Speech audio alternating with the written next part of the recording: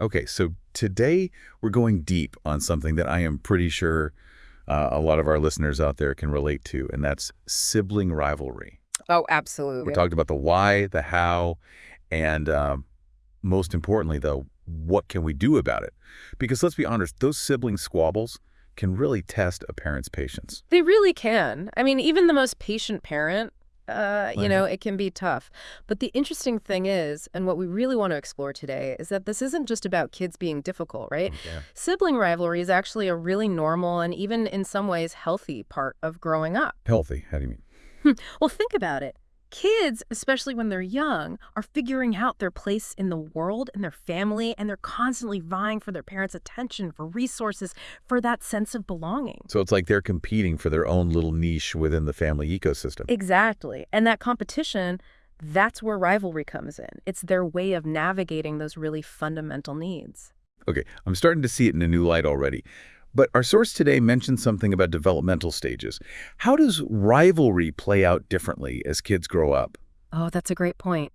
You know, a toddler's version of rivalry might look like grabbing the same toy or Okay. constantly wanting to be held, wanting that lap time. Yeah, the classic mind phase. Exactly. But as kids get older, that competition evolves. Teenagers, for instance, might start to compete for social status, for academic achievements, or even for their parents' approval in different ways. It gets a little more nuanced. More sophisticated, maybe. Exactly. But the underlying needs are still there. They just manifest in different ways. Okay, so we've got a handle on the why. Now let's get into the how. Our source today really highlights open communication as one of the most effective strategies for dealing with rivalry.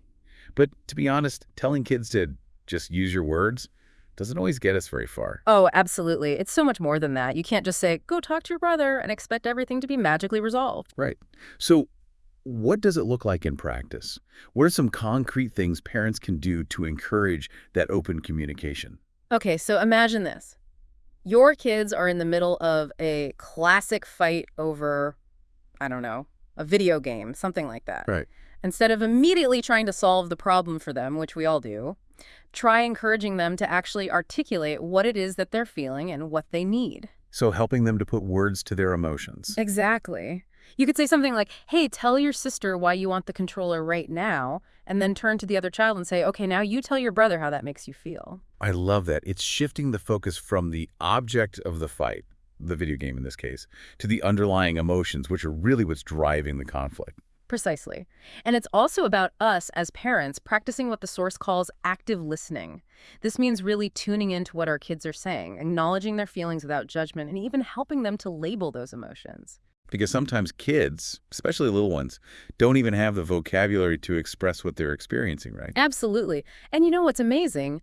Studies have shown that children whose parents consistently use active listening techniques actually become much better at resolving conflicts on their own. Wow. So it's almost like we're giving them the tools to work through these things themselves instead of always relying on us to step in as referees. That's pretty empowering. Exactly. It's all about empowering them to handle those tricky situations independently. And speaking of giving them tools, another important thing highlighted in the source is the idea of consistency in parenting. Oh, consistency, the holy grail of parenting, right? It really is. So, the source suggests sharing parenting techniques and really presenting a united front. So no good cop, bad cop routine. Exactly. Because, when kids sense that one parent is more lenient, it can actually make the rivalry worse. They start to play the parents against each other, which just escalates the conflict. It's like they're trying to, find those loopholes, right? Oh, yeah, they're master manipulators. They are. They're little lawyers. Exactly. Okay, so we've talked about communication, we've talked about consistency. Our source also mentions the importance of setting healthy boundaries. How does that fit into the bigger picture of managing rivalry? Well, boundaries are really important because they provide structure and predictability. Oh, I see. It's about having clear rules and consequences that everyone understands, and most importantly, sticking to them consistently. So it's not just about saying, don't hit your brother. It's about having clear consequences for when that happens and both parents enforcing those consequences, right? Exactly. And it's also about teaching those conflict resolution skills, giving them a framework for how to disagree respectfully, how to compromise, how to respect each other's space and belongings. It's almost like we're creating a little society within the family with its own set of rules and guidelines. I like that analogy because really that's what we're doing. We're teaching them how to function in the world, how to interact with others, how to navigate conflict in a healthy way. And those skills, they're going to take them far beyond the family dynamic. Absolutely.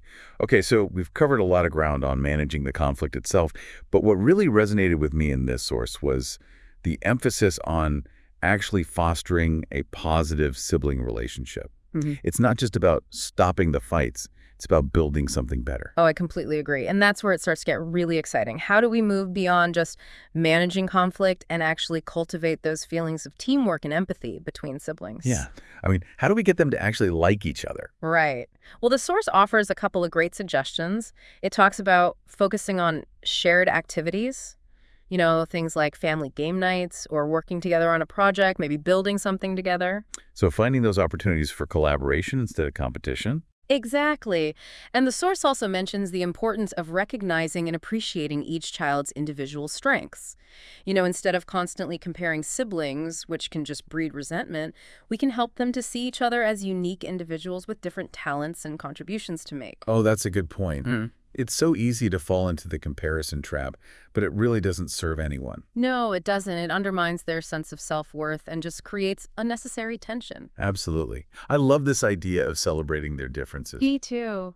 It reminds me of a family I worked with where the parents made it a point to have each child share something they admired about their sibling every night at dinner. Oh, that's such a simple but powerful idea. It really is. It's all about shifting the focus from competition to appreciation. I love that. So it sounds like there's so much more to sibling rivalry than just breaking up fights. It's about understanding those underlying dynamics, giving our kids the skills they need to work through those challenges, and then actively fostering that positive relationship between them. You got it. And the most important thing to remember is that this is a journey, not a destination. There will be good days and bad days, ups and downs. But with some consistent effort, with some awareness, and with a little bit of insight, I truly believe that we can help our kids navigate this complex dynamic and come out the other side with strong, supportive bonds. That's a great takeaway. So as we wrap up today, is there one small change our listeners could implement today, something actionable they can take away from this deep dive? I think the biggest thing is to really listen. The next time you see your kids heading toward a conflict, resist that urge to jump in and fix it for them. Instead, take a breath, give them the space to express their feelings, and encourage them to communicate clearly and respectfully. You might be surprised by how much they can work out on their own with just a little guidance and a lot of empathy. And who knows, you might even learn a thing or two about yourself in the process. Great advice.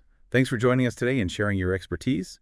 And to our listeners, thanks for tuning in. We'll see you next time for another deep dive. Sounds great.